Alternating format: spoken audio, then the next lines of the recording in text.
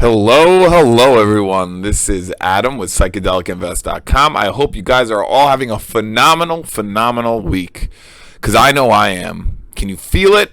I can feel it.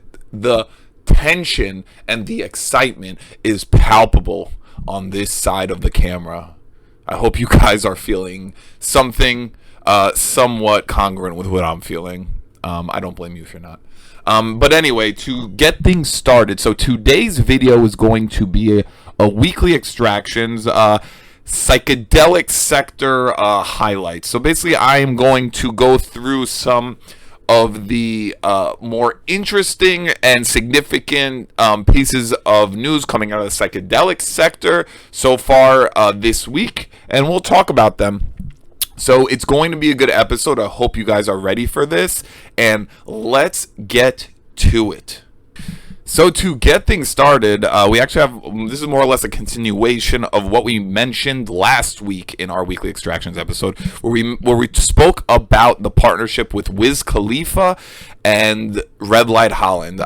I mentioned how much I like this partnership, how Wiz Khalifa is a weed cultural icon, and how this partnership would bring exposure and new eyes to Red Light Holland that weren't there before, and that he's a great spokesperson to have attached to your brand, especially because it's my belief that the recreational weed and the recreational psychedelic markets will be very congruent with each other and have a lot of overlap. So I love this for Red Light Holland. So now here's like the first of I guess many PR things that Wiz Khalifa will be doing. I'm sure he's done more interviews before this one, but this just happens to be a very significant interview because it was on the Jimmy Kimmel Show. But Anthony Anderson was the guest host. So it's Jimmy Kimmel wasn't hosting, but it was his show. I don't watch any of this stuff, but I just feel like I had to mention that in case somebody was going to call me out in the comments. So basically, having Wiz Khalifa on the Jimmy Kimmel Show is very, very significant. You're going to he's talking about Mistercap, his brand that he's doing with Red Light Holland, or the brand that he created with Red Light Holland and that he's promoting for them.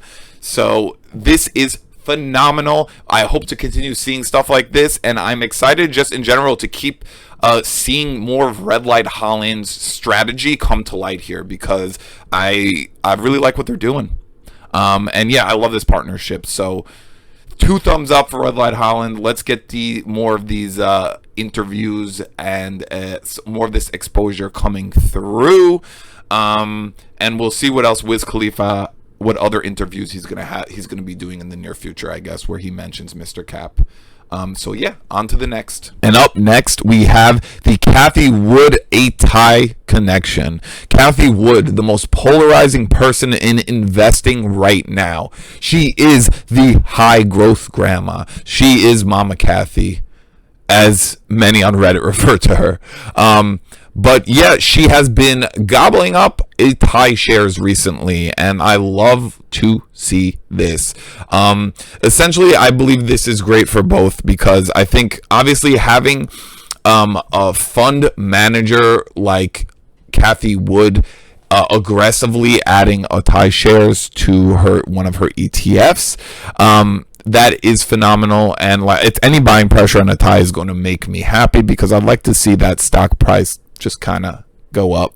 But for Cathie Wood, I think ATAI is perfect, because she is focused on disruptive technologies, and I think it's, in my opinion, and I feel like many of you will echo this sentiment, there's nothing more disruptive to the mental health game in biotech, or just biotech in general, than what psychedelics are going to be doing. They will be ushering a new way of how we look at and how we treat mental health things.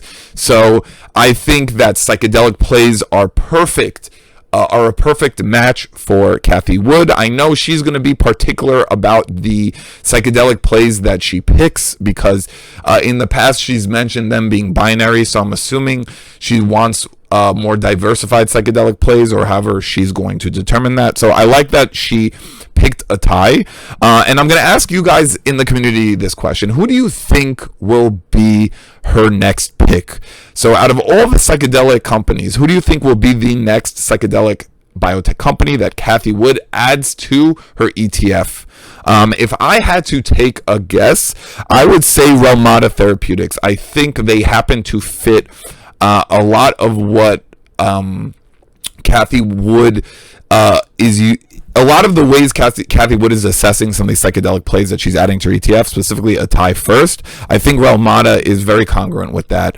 I think that would definitely be something that she might end up taking a look at, and who knows, she might invest in, or she might end up adding Relmada to her ETF. This is just speculation on my part. I think Relmada is a pretty diversified psychedelic plays. I know it's also not one that's spoken about a lot. We will be talking about Relmada Therapeutics in the very, very near future, so stay tuned for that episode. But yeah, that's that. If I had to take a guess, that's who I would guess. But I would want to hear what you guys have to say about that. So please, in the comments, let me know who you think Cathie Wood will be looking to add next. All right, and next we have two pieces of two updates coming out of the Cybin camp. First, we have Cybin completes its acquisition of the phase 1 DMT study from Entheon Biomedical. So when the news about this first broke, I basically was very excited about it, and I still am. So what Cybin is doing here, so Cybin purchased a phase 1 study from Entheon Biomedical. This is going to shave about 9 months off of Cybin's own study. So I love this. I like that Cybin is signaling their confidence in their deuterated DMT formulation, CYB004, to their investors. They are shaving time off the study. I love this. I like the therapeutic potential of DMT. I like that Cybin is signaling their confidence in their formulation, and I can't wait to follow this study and to just find out more as more news comes out from this study. So this is one that I am following closely. You guys know how gung-ho and passionate I am about DMT in general, psychedelics generally, but DMT specifically. So this is definitely on my radar. I can't wait to hear more about it. And we have Cybin begins enrollment for its phase 1 and 2A trial evaluating CYB003. CYB003 is the deuterated psilocybin analog that Cybin is working on and trying to push through the trials right now. This is a study I'm following closely as well. I'm literally following all of Cybin's studies closely because I like the work that they're doing a lot. But this is important for Cybin because this is going to be for psilocybin. So let's see how this goes. I am cautiously optimistic about this study, and I can't wait to hear more about it. But they've started enrollment, so this is great, and it's nice to see everything moving forward without a hitch so far. All right, and next we have CaamTech collaborates with the Alexander Shulgin Research Institute to study Shulgin compounds. So this one was a pretty significant one for me because I am a huge fan of the Shulgin. So both Alexander, Sasha Shulgin, and Anne Shulgin. These two people are pioneers when it comes to psychedelic research. I cannot stress enough how important these two people are for where we are in terms of getting us to where we are today through their psychedelic research. They are pillars of the psychedelic community, and it saddens my heart to mention that Anne Shulgin passed away this week. The world has lost a very, very wonderful soul. And yeah, I just wanted to mention that it's rest in peace, and my warmest and my condolences go out to the families. But Dr. Alexander Shulgin and Anne Shulgin are pioneers when it comes to psychedelic research. I cannot stress enough how important they are. And their books are extremely important. So the first book is Pickle, P-I-H-K-A-L.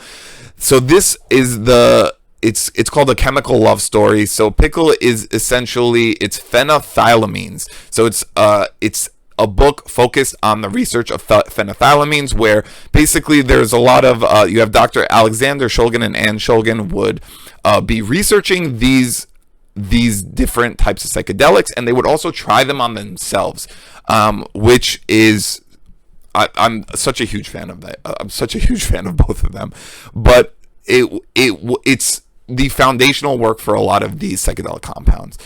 So phenethylamines, and then we have tryptamines, which is tickle.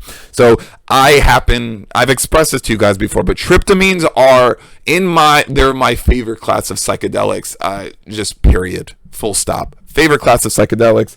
Here's tickle. This is the other book. It is a phenomenal book. It is my psychedelic Bible. But anyway, so I'm going on a tangent here, but to bring things back into focus. So basically, CaamTech is collaborating with the Shulgin Institute, and this is some of the things they had to say. So several hundred compounds, collectively known as the Shulgin Vault, were created by Dr. Shulgin at his famed laboratory. Many of these compounds have not yet been characterized, and some may have therapeutic value, although their effects remain unknown. So basically, they're going to start studying these compounds. So like they mentioned here, compounds will be transferred to CaamTech to be crystallized and analyzed using X-ray crystallography to determine their crystal structures. So they will start studying these compounds. So this is a big deal because the amount of research that Dr. Shulgin has is incredible. So having access to some of the compounds that are not in any of the books or that have not been spoken about, I think that's pretty significant. So to, I guess, illustrate this point more significantly to you guys is that, so when it comes to psychedelics, there's so much more that I think many of the people in the psychedelic community are aware of. For example, so we have psilocybin, MDMA, ketamine, and LSD. Well, so those are the big four psychedelics that everyone knows about or has heard about or has tried. But there's so many more. So in regards to tryptamines, for example, you have these formulations such as 4-ACO-DMT, you have 4-HO-MIPT, you have 4-HO-MET. I can go on and go on and go on. And when it comes to tryptamines, there are so many, and this is from the work of Dr. Shulgin. He did the original research on a lot of this stuff, or a lot of these molecules. So in regards to the ones I just mentioned, 4-ACO-DMT is not psilocybin, but it is extremely similar to psilocybin in terms of the effects. So the anecdotal claims with 4-ACO-DMT is that it might have a shorter half-life than psilocybin. Once again, these are all anecdotal. These are first-hand experiences because you'll get some information from Dr. Shulgin's books, but otherwise, like the other experiences you have to pull off are just anecdotal experiences from other people. So shorter half-life than psilocybin, and people claim that it might have less anxiety on the come up. So from my personal experiences too, I can corroborate that. I think that 4-ACO-DMT does have less anxiety on the come up. And then you have something like 4-HO-MIPT. So people like to call this a marriage of psilocybin and MDMA because 4-HO-MIPT happens to be significantly more empathogenic than psilocybin. So empathogenic means it's very similar to MDMA in the way it helps you get in touch with your feelings and stuff like that. So it's like, this is the only reason I'm mentioning this stuff to you guys is that there's so much more. There's so much more to the psychedelic landscape than what many people are exposed to in regards to the big four psychedelics. So I love this partnership for CaamTech. I can't wait to hear what comes out of this. I think this is extremely significant, and I'm just excited to follow this. As I hope many in the psychedelic community are excited to follow this as well. So yeah, up next. All right, everyone, and that is the weekly extractions episode from this week.